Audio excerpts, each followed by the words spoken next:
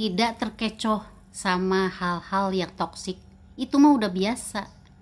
Tapi kalau tidak terkecoh sama hal-hal yang setara sama kebaikan, itu baru luar biasa. Halo, assalamualaikum. Salah satu ciri orang yang berkualitas jiwanya, gak hanya sehat dan kuat, tetapi berkualitas adalah orang yang gak gampang terkecoh. Kita hidup di dunia ini dengan segala ujiannya, maka kita harus bisa membaca setiap pergerakan supaya kita gak terkecoh. Dulu kita menghadapi kehidupan ini polos-polos aja, tulus-tulus aja. Menghadapi semua orang dengan polos, dengan tulus. Menganggap semua orang itu sama, kayak kita. Taunya gak kayak gitu. Bahkan kemudian ada serigala berbulu domba yang kemudian membuat kita sering terkecoh. Apalagi kalau kita punya kelemahan di titik tertentu, maka kita akan sering diuji di situ. Apakah kita masih akan terkecoh lagi, terjebak lagi? Kalau masih, dikasih lagi ujian di situ dengan versi yang berbeda, terkecoh lagi kita. Terus begitu sampai kemudian kita akhirnya mengerti dan bisa melampauinya. Kenapa bisa ngerti? Karena kemudian kita tahu ilmunya. Karena kita nggak mau lagi terkecoh, akhirnya kita belajar. Udah nge-upgrade diri, udah makin pinter, udah nggak mau terkecoh lagi. Masalahnya, serigala berbulu domba juga update. Mereka juga mencoba trik-trik baru yang bukan lagi hal-hal yang jelas-jelas toksik, tapi udah ngasih hal-hal yang udah setara sama kebaikan. Sampai kita nggak tahu ini benar apa salah ya. Yang kemudian pada ujungnya kita terkecoh lagi. Maka selain kita ngerti ilmunya, kita juga harus mengasah kolbu kita. Instingnya harus jalan, nalarnya harus jalan.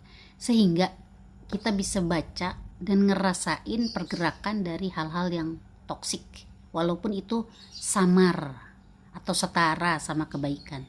Kepolosannya diganti sama kecerdasan, ketulusannya dipertahankan. Ibarat kita lagi main sinetron, pastikan kita berada di peran protagonis yang tidak bodoh.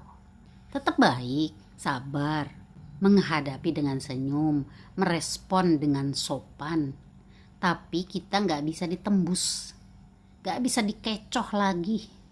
Contohnya ketika kita para perempuan menghadapi para lelaki hidung belang, maka kita hadapi mereka dengan baik, dengan respon yang baik, dengan santai.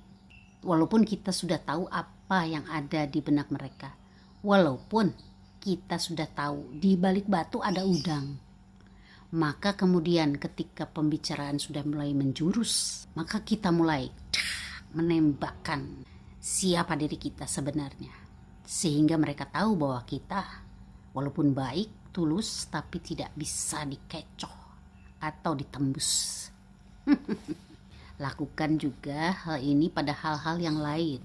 Seperti ketika kita membaca bagaimana sih hubungan kita dengan teman-teman bestie kita. Apakah dari pertemuan-pertemuan kita selama ini kita selalu mendapatkan hal yang positif? Kita ini bestie loh, masa aja ada hal-hal yang gak bagus dari kebestian ini? Jangan salah dulu. Ibaratnya dalam 1 bulan kita pergi 10 kali. Dari 10 kali itu 30% kita pergi ke tempat yang positif. Sisanya kita nongkrong dan ngegibah. Apakah ini bisa disebut baik? Nah, makanya kita jangan terkecoh dengan kebestian kita itu. Kalau memang tidak akan membawa kebaikan atau poin yang plus-plus, maka lebih baik kita tinggalkan. Begitupun ketika kita harus tetap bisa memilah dan memilih makanan ketika kita berada di dalam suatu pertemuan dengan teman-teman kita. Suasana yang hangat dan ngeblur itu bisa bikin kita terkecoh, membuat kita lupa diri, sehingga kita bebas makan. Padahal di dalam makanan-makanan tersebut ada makanan-makanan yang kita pantang, yang gak bagus buat badan kita. Maka jangan sampai terkecoh. Kita harus bisa tetap memilih dan memilah makanan walaupun suasananya hangat dan ngeblur. Kalau ini bisa kita terapkan di dalam segala sendi kehidupan kita, sehingga kita menjadi pribadi yang berkualitas dan tidak mudah terkecoh, maka Masya Allah ini luar biasa kerennya. Semoga kita bisa jadi seperti itu, sehingga kita tidak menjadi orang-orang yang mudah terkecoh, apalagi berulang-ulang. Sukses selalu, salam sehat. Assalamualaikum. Kepo Channel.